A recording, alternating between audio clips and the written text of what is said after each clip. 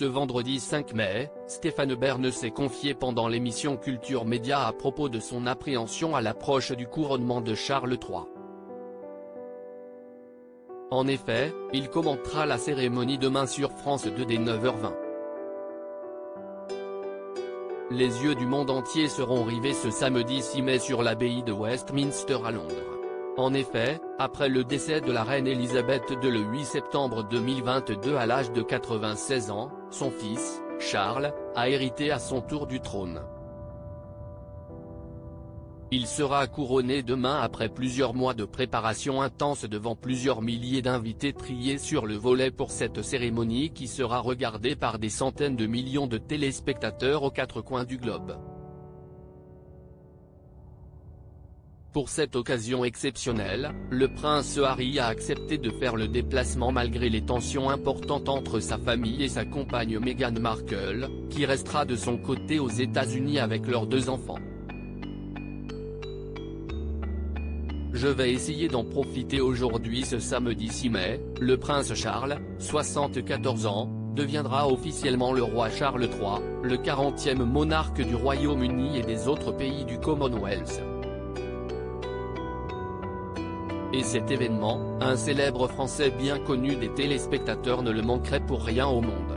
En effet, Stéphane Bern sera aux premières loges pour faire vivre le couronnement à l'Hexagone demain dès 9h20 sur France 2.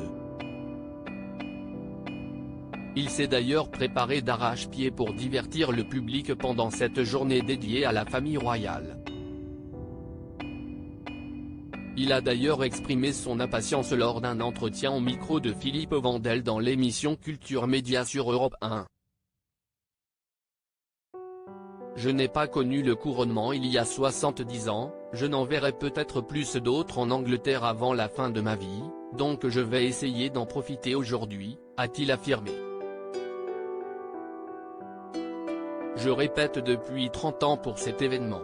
Mais comment Stéphane Bern, le passionné d'histoire et de la famille royale anglaise, s'est-il préparé avant cet événement mondial qui l'attend avec impatience depuis longtemps? C'est vrai que je répète depuis 30 ans pour cet événement. Mais pour autant, j'ai prévu pas mal de notes parce que quand vous allez voir la baronne Amos qui va tenir le gant du couronnement et qui va le tendre au souverain, quand vous allez voir le rabbin qui va lui tenir les bracelets. Tout cela, il faut évidemment le faire avec des trombinoscopes, prendre des notes, décrypter chaque chose, a-t-il expliqué avec passion.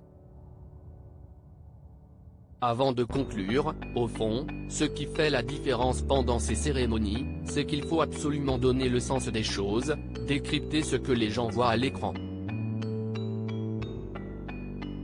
À lire aussi Couronnement du roi Charles III.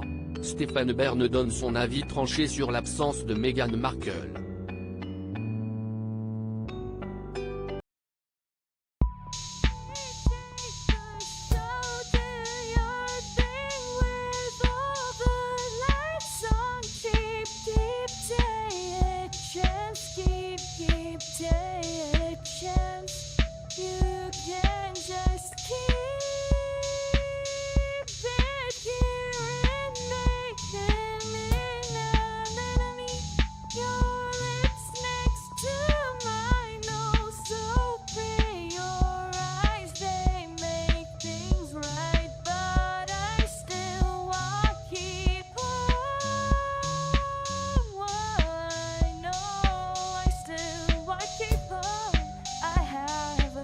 Keep it up, I have a